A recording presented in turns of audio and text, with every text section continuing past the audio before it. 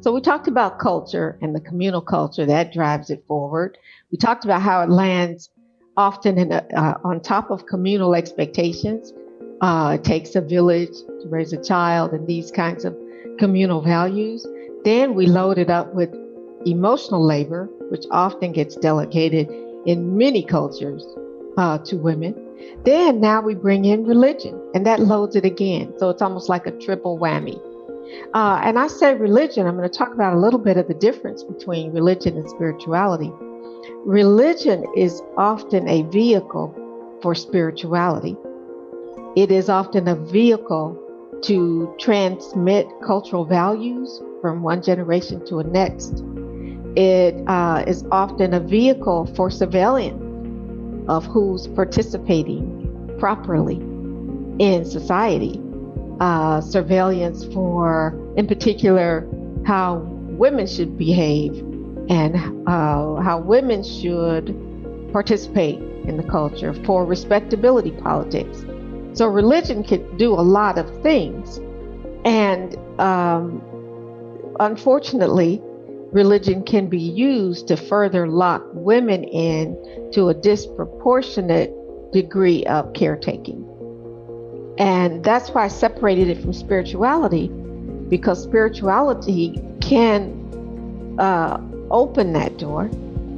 Often spirituality is more individually negotiated with one's religion. My religion says do A, B, and C, but my spiritual sense of responsibility tells me there should be self-care, there should be balance, there should be fairness in the distribution of labor.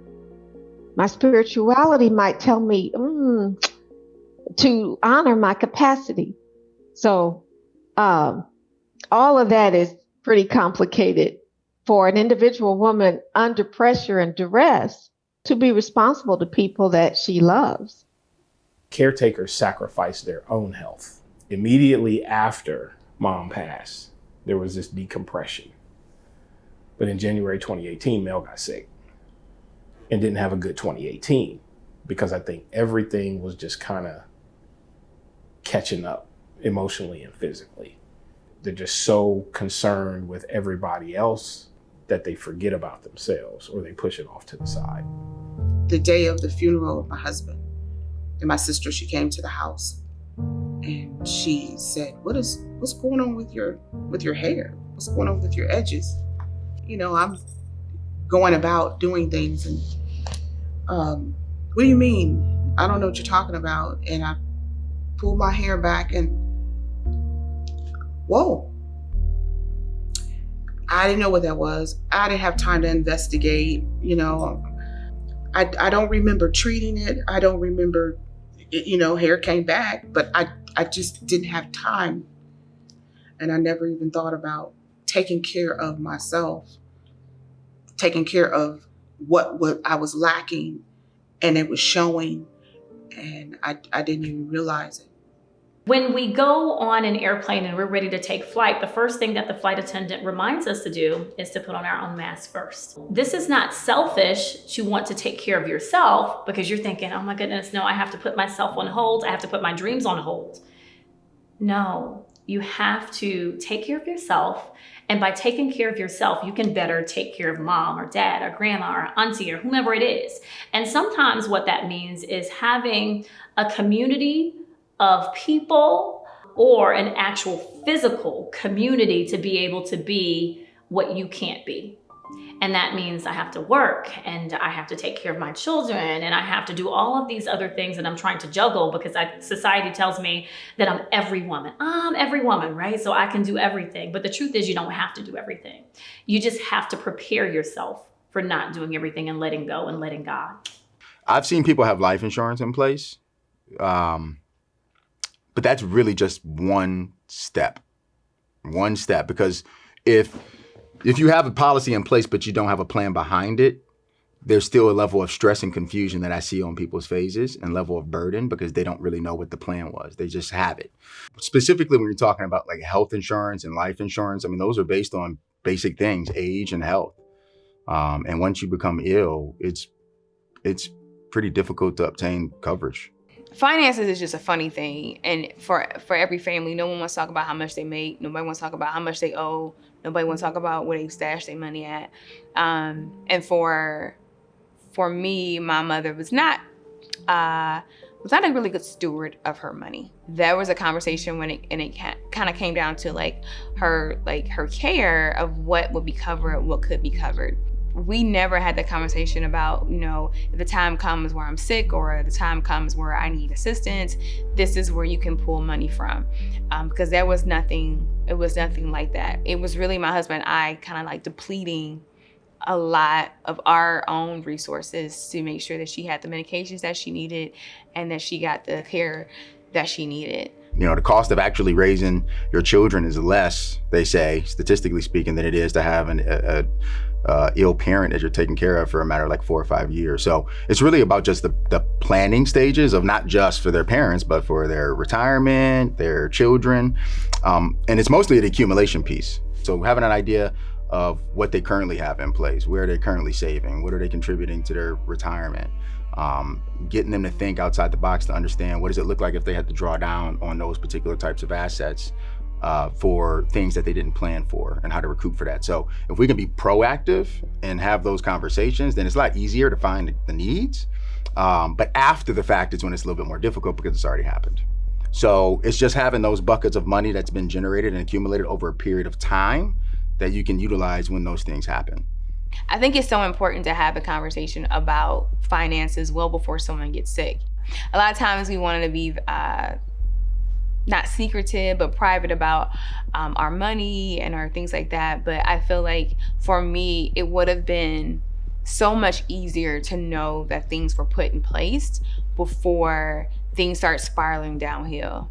My goal is that if that day ever comes where I can't take care of myself, that my son that is, maybe has his own family, that my hope is that even in his mind that he's recognizing that his mother is transitioning and she won't be here. He knows where everything is. He knows that my care is covered. He knows where policies are. He knows where all of this stuff is, so that it can make the loss of me won't be as easy, but the burden of taking care of me while I'm transitioning can just help him a little bit more. I've had that conversation with my girls, even though they're very young.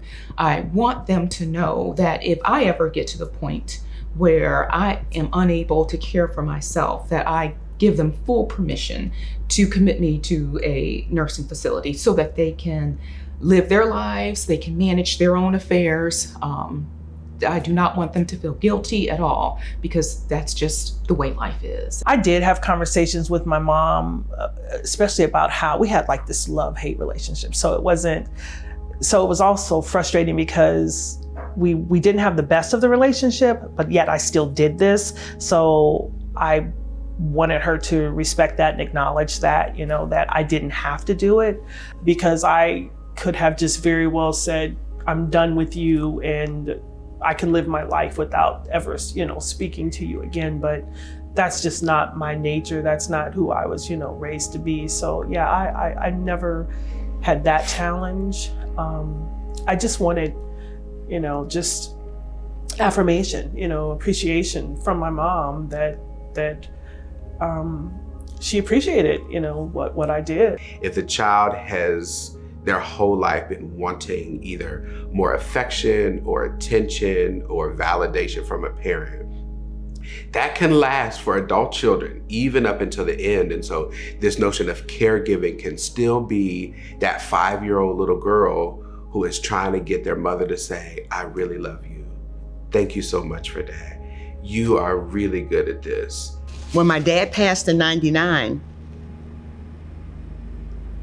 I sat down and talked with my mom. I realized that a lot of the tragedies in her childhood and things that broke her heart were part and parcel of how she functioned and operated in the marriage, how she viewed life.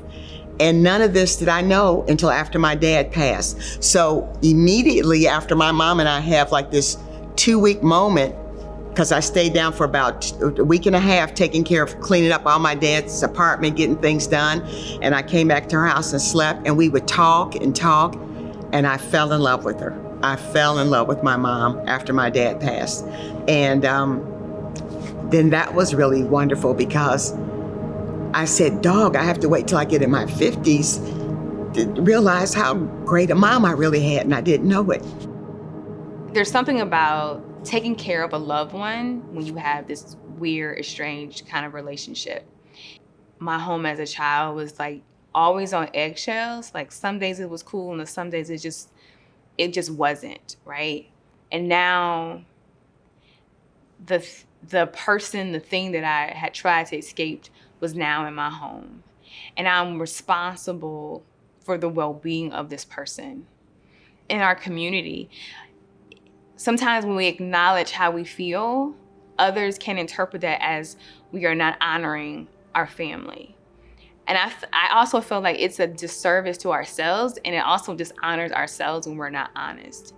Because me feeling that way about my mother doesn't take away the love and respect I have for her. One of the ways religiously we root taking care of our parents is, right, the 10 Commandments. Honor thy mother and father. The interesting thing, when you become the caregiver, what you usually are saying to your parent or whoever your patient is you're caregiving for is like, you can't do this and it's fine. Like, let me do this for you. And you're constantly assuring them like, you can't do everything. You're not superhuman, or like you broke your hip, or whatever the thing is. And just like you are trying to convince the person you're giving care for that they can't do everything, and they're continuing to try to do everything is likely going to cause them some kind of injury or harm or whatever that's going to complicate their recovery or their potential longevity. It's the same for us as caregivers. This last time, mom had a trach. And even though she was in the hospital most of 2017, there was a time around, I think all of September or maybe September part of October, where mom, we thought that she was getting better enough. They released her from the hospital, so mom came home to live with us. That's when it was at its height for Mel. And because Mel was the one who could not get sleep, I mean, we slept with our door open so we could hear mom. And so it just got to a point where it was like, I better learn how to do some of this stuff so I can give her rest. It's hard to say that I have a normal because things change from week to week, it seems like. But I just try to prioritize where I can. And like you said, I do give myself permission to just take a step back and not do anything. There are some days, even there could be a week where I just can't. I just cannot I just can't. I definitely get my work done. I have to do that. That's important. But there are other things I just can't do. I just have to say no and give myself permission to take a step back and decompress. As a psychologist, it's important to see the end point and to know that these dark days won't last forever, and to try to be as optimistic and as hopeful as I possibly can be. We've always heard this like, hey, how are you? And someone say, I'm fine, great. And you're like, great, right? No one ever says like, hey, how are you? And they're like, I'm miserable. This day sucks. My mother is dying. Me and my husband are not like connecting right now because I'm stressed out. I'm losing my hair. Nobody wants to hear that, right? But that is like the reality of what someone is going through. I think you have to articulate and name your feelings. That is, there's a lot of literature and research on emotional intelligence, and it says emotional intelligence is made up of 3 things. One is naming and articulating your own feelings. The second, of course, is managing those feelings within yourself so you don't act out and not know why you snapped at someone or what have you. And the third has to do with how you use your feelings to understand the interaction you want to have and shape that. Don't let anyone stifle your feelings. If you want to lash out, and not in a mean, vicious way, but let that pain out. Let it go. Deal with it then so you're not dealing with it later. It is possible to have an array of feelings about these experiences, but that's okay. Yes, I was upset and angry, but I still love my mom, and I still want her to have the absolute best that I can give for her right now. And that's always been my goal, is to give her the best that I could give her as she progressed with her illness. I think I've always had, grace for my mom and her shortcomings and all the challenges that we've had over the years. I overlooked a lot in why I continue to do, for her and take care of her. And I think of all the sacrifices that they made as parents, that is the least I can do to honor them, is that end of life period. Do what I could to be there. That was the only mom and dad I had. Whatever was needed, if it was within my power, I was going to do it. Being a caregiver is hard, right? And from the conversations that we've had and just my own experience, it's like I felt like I didn't have the permission to be human, because we all feel.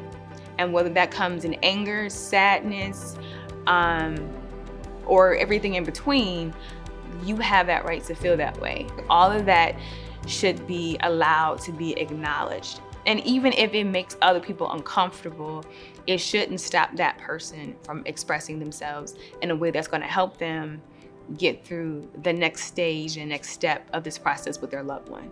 This whole documentary was never meant to be like, okay, like what do you do with that? How do we solve this problem? Because the reality is that every day someone is being diagnosed with something, or someone has, some type of ailment, or some people are just getting older. That's just the reality of that our parents, our loved ones, the people that come before us, they will leave this earth. And people need to have an outlet to talk about it, to cry it out, so that when my loved one transitions is no longer here, I can rest well knowing that I did the very best that I could do for them, and I still managed to take care of myself.